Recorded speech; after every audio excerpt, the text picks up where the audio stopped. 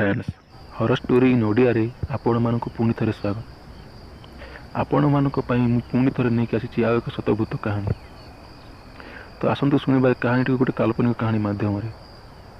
तो सांग मैंने कहानी शुणा आगर आपण मानक पुणी थे कहीदे कि चैनल टाक सब्सक्राइब कर दिंतु और पाखे थी बेल आइकन टाक दबाई दिंतु जहाँफल जिते सब कहानी मुझे छाणी आपण पाखे सर्वप्रथम पहुँची पार।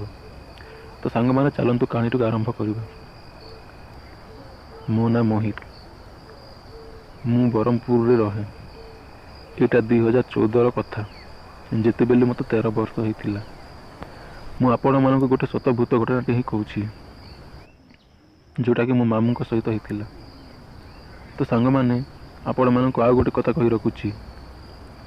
ब्रह्मपुरटा मो निज घर नुहे, सेटा मो मामू घर आ मुझे रही पाठ पढ़ुली। तो सांग मैंने मुझे मानक आउ गोटे कथा कहीदे कि मोर गोटे ही मामू आर बाहा ही नाला।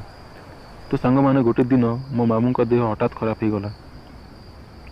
देह एत खराब हो गला कि हॉस्पिटल एडमिट करने को पड़ा। फिर किछि दिन गला परे से पूरा भल हो गले आ घर को भी फेरी आसिले।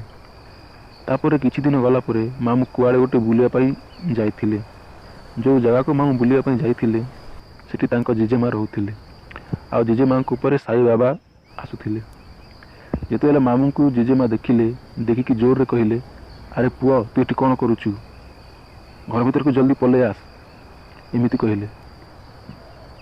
मामू किछि बुझी पारिले नाही आ भाविले जेजेमा हठात घर भीतर को कौन पाई मते डाकिले कहिकी घर को चली गले। तापर जेजेमा मामू को कहले कि जितेबेले तू बाहर छिड़ा होइथिलु तो पछपटे 5 जन लंबा लंबा कला छाई छिड़ा होइथिला, सेति मुझे तो घर भीतर को डाकिली। तापर जेजेमा मामू ऊपर किसी मंत्र पढ़ी की फुंकी देले आउ डेंगुरिया बांधिले हाथ में। तापर मामू घर को पले आसिले। तापर किछि दिन गला परे मामू को पड़ोसी घर जड़े महिला आसिकी कहला, जेतेबेले से राति रे बाथरूम जाए बाहरिला से देखिला कि मामू को रूम झरका पाखरे 5 जन लंबा लंबा कला छाई छिड़ा होइछंती। तापर किछि दिन गला परे मामू पुणी देह खराब हो गला, किंतु एथरा तांको देह एते खराब हो गला कि मामू को बंचेबाटा कष्ट हो गला।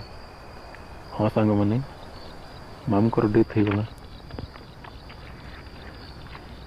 मामू डेथ रो किछि दिन गला परे घरे समस्ते गोटे पंडित पाखक गले। से पंडित आमको एमिति किछि कहला कि से कहला, जेतेबेले तो पुआ राति रे बुलिबाकू जाइथिला से देखिला कि गोटे जगार गोटे स्त्री लोकटा बिना कपड़ा रे बसिकी किछि तंत्र मंत्र करुछि। आ से स्त्री लोकटा मामू को मते देखि निथिला।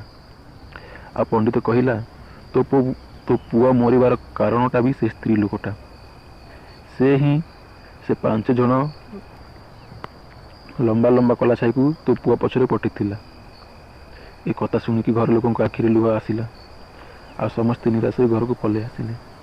तो सांग माने मु तो कहबी से दिन जदि मामू को पंडित पाखक नहीं थांते हुए तो मामू आज आम समस्त पाखे थांते।